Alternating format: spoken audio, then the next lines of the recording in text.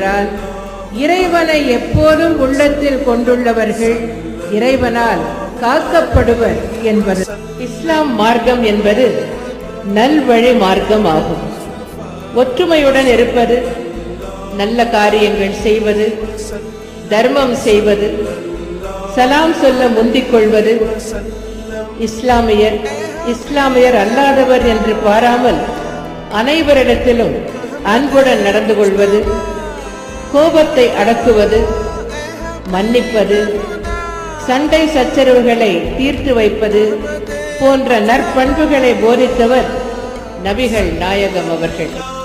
நபிகள் நாயகம் அவர்கள் நற்பண்புகளை போதித்தது மட்டுமல்லாமல் அதன்படி வாழ்ந்தும் காட்டியவர்.